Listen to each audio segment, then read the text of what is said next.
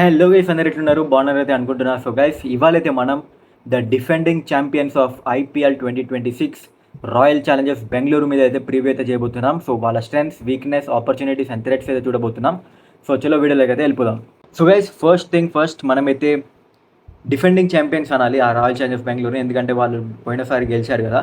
So వాళ్ళ strengths ఏంటిది? So వాళ్ళైతే మ్యాక్సిమం వాళ్ళ టీంని అయితే రిటైన్ చేసుకున్నారు గైస్. సో 17 మెంబర్స్ని అయితే వాళ్ళు రిటైన్ చేసుకున్నారు. సో వాళ్ళ స్ట్రెంత్ చూసుకుంటే వీళ్ళది కూడా వాళ్ళ batting power house guys. So opening batsmen అయితే explosive opening batsmens. So Virat Kohli double gear, wickets పడ్డప్పుడు ఆగి ఆడతాడు, లేకపోతే దంచుతాడు ఐపీఎల్ లెవెల్లో. అండ్ ఫిల్ సాల్ట్ మీ అందరికీ చెప్పాల్సిన అవసరం లేదు, ఒకటే గేరు, లగావ్ 6 లగావ్ అంటూ ఆడుతూ ఉంటాడు అతను. So Phil Salt and Virat Kohli ఇద్దరు ఎక్స్ప్లోసివ్ ఓపెనర్స్ అయితే వాళ్ళ దగ్గర ఉన్నారు. అండ్ మిడిల్ ఓవర్స్లో కావాల్సిన spin hitter, the best spin hitter in IPL 2026 Rajat Patidar. So Rajat Patidar అయితే వాళ్ళ దగ్గర ఉన్నాడు, సో స్పిన్ హిట్ చేయడానికి. అండ్ వాళ్ళ డెత్ ఓవర్స్లో బ్యాటింగ్కి వాళ్ళ దగ్గర రొమారియో షెపర్డ్. లాస్ట్ సీజన్ అతను చూపించిన స్పార్క్ అయితే అసలు వేరే లెవెల్. సిఎస్కే మీద హార్ట్ బ్రేక్ ఇచ్చిండు నాకైతే అతను. సో అంత మంచి హిట్టింగ్ అయితే నేను చూడలేదు రీసెంట్ టైమ్స్లో. అలా హిట్ అయితే చేశాడు సో డెత్లో. సో రొమారియో షెపర్డ్ కూడా ఒక మంచి బ్యాట్స్మెన్ వాళ్ళకి డెత్లో. అండ్ ఇదైతే వాళ్ళ బ్యాటింగ్ అయితే వాళ్ళ స్ట్రెంత్ గైస్. అండ్ వాళ్ళ వీక్నెస్ గురించి మాట్లాడుకుంటే డెత్ బ్యాటర్ ఉన్నాడు కానీ డెత్ బౌలింగ్ కిదర్ హే నై హే. సో లేదు, వాళ్ళకి డెత్ బౌలింగ్ లేదు. సో జాష్ హేసల్వుడ్ లేడు, యష్ దయాల్ పర్సనల్ రీజన్స్ లేడు. And over dependency on Bhuvneshwar Kumar power ప్లేలో ఒప్పుకోవచ్చు, స్వింగ్ చేపిస్తాడేమో కానీ డెత్లో ఆ ఎఫెక్టివ్నెస్ ఉంటుందా తెలియదు. And over dependency on Jacob Duffy expose అవ్వడం మనం ఇండియాలో చూసాము, T20 వరల్డ్ కప్లో చూసాము. అండ్ సిరీస్ అయినప్పుడు కూడా చూసాం, T20 సిరీస్ న్యూజిలాండ్తో. సో జేకబ్ డఫీ మీద అంత డిపెండెంట్ అయి ఉండడం అనేది అంత మంచి విషయం కాదనేది నా ఒపీనియన్. అందుకే వాళ్ళ డెత్ బౌలింగ్ అయితే వీక్ అనేది నేను అంటాను. And lack of spin options guys. Last year మీరు అనొచ్చు, బ్రో కృణాల్ పాండ్యా బాగానే వేస్తాడు, సుహాస్ శర్మ బాగానే వేస్తాడు, కాకపోతే వాళ్ళిద్దరు పేరు రీలంగానే నాకు దడ అయితే పుట్టట్లేదు గైస్. సో ఉంటుంది కదా, ఓకే వీళ్ళ దగ్గర స్పిన్ మంచిగా ఉన్నారని.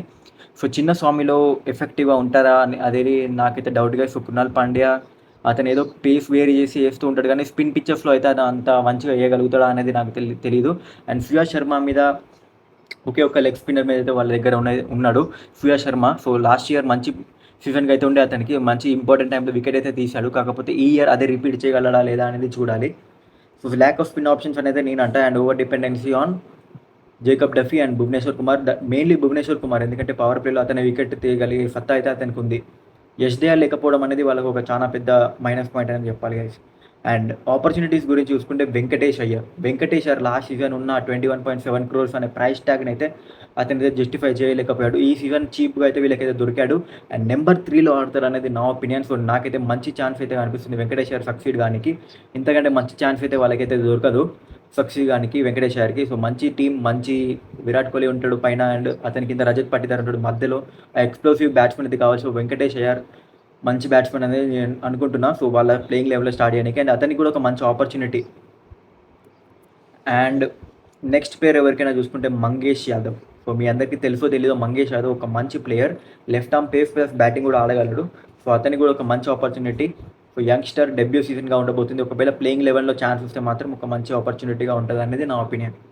అండ్ నెక్స్ట్ థ్రెట్స్ చూసుకుంటే డిఫెండింగ్ ఛాంపియన్స్ అనే అయితే బ్రాండ్ అయితే ఉంటుందో వాళ్ళ వెనుక, ఆ బ్రాండ్ని వారు క్యారీ చేయగలుగుతారా లేదా అనేది చూడాలి. ఎందుకంటే ఫస్ట్ టైం ఛాంపియన్స్ ప్రెషర్ అయితే ఉంటుంది, అరే టైటిల్ డిఫెండ్ చేయాలి. అండ్ ఎక్స్పెక్టేషన్స్ కూడా చాలా పెరిగిపోతాయి ఫ్యాన్స్కి. సో చూడాలి ఆ ప్రెషర్ని ఎలా క్యారీ చేస్తారు. అండ్ ఒకవేళ విరాట్ కోహ్లీ కొంచెం అటు ఇటు అయినా కూడా వేరే, అరే ఓకే ఇప్పుడు ఎలా అంటే విరాట్ కోహ్లీ ఉన్నాడంటే ఓకే విరాట్ కోహ్లీ ఉండదు చూసుకుంటారు, అలా ఇంకెవరైనా ఉన్నారా అనేది నాకైతే డౌట్గా. సో రజత్ పట్టిదార్ అయితే ఉన్నాడు, కాకపోతే అతను స్పిన్ హిట్టర్, కాకపోతే పేస్ బౌలింగ్ ఎలా ఆడుతాడో చూడాలి. సో ఒకవేళ విరాట్ కోహ్లీకి కొంచెం అటు ఇటు అయినా ఏదైనా ఒక మ్యాచెస్లో, సో వాళ్ళైతే ఇరుక్కుంటారు అనేది నా ఒపీనియన్. అండ్ నెక్స్ట్ చూసుకుంటే ప్లేయింగ్ 11 సో ప్లేయింగ్ 11 అయితే నేను చెప్తా. Phil Salt, Virat Kohli opening, and Venkatesh Iyer, Rajat Patidar, Jitesh Sharma, Tim David, Romario Shepherd, Krunal Pandya, Bhuvneshwar Kumar, Jacob Duffy and Suyash Sharma, వీళ్ళైతే ప్లేయింగ్ 11.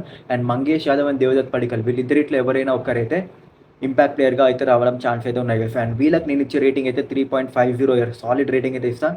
ఒక మైనస్ వాళ్ళ bad luck, Josh Hazlewood not available అంట. ఫస్ట్ నాకు తెలిసి 4-5 మ్యాచెస్కి అయితే నాట్ అవైలబుల్. 2 మ్యాచెస్ అంటున్నారు కానీ అతనైతే ఇంకా ఇండియాలో అరైవ్ కూడా కాలేదు. సో ఇండియాలో అరైవ్ అయ్యి మళ్ళీ ఫిట్నెస్ టెస్ట్ పెట్టి చాలా కథలు అయితే ఉంటాయి. సో తెలియాలి. ఒకవేళ జాష్ హేజల్‌వుడ్ వచ్చాడంటే ఈ బౌలింగ్ లైనప్‌కి ఒక కొత్త ఊపు అనేది వస్తది. ఒక భయమనేది ఏర్పడతది వీళ్ళని చూస్తే. వీళ్ళ బౌలింగ్ అంతా జాష్ హేజల్ మీదనే డిపెండ్ అయి ఉంటది. ఒకవేళ జాష్ హేజల్‌వుడ్ ఉంటే మాత్రం వీళ్ళని ఎవరు ఆపలేరు. ఒకవేళ జాష్ హేజల్‌వుడ్ లేకపోతే చూడాలి. సో యాస్ అన్ ఆర్‌సీబీ ఫ్యాన్స్ మీరందరూ ఏమనుకుంటున్నారు? రేటింగ్ ఎంత అని కామెంట్‌లో చెప్పండి. అండ్ ఛానల్ సబ్స్క్రైబ్ చేసి వీడియోని అయితే లైక్ చేయండి గైస్. సో రేపు మరో టీమ్‌తో కలుద్దాం. నెక్స్ట్ కలుద్దాం అంతవరకు బాయ్.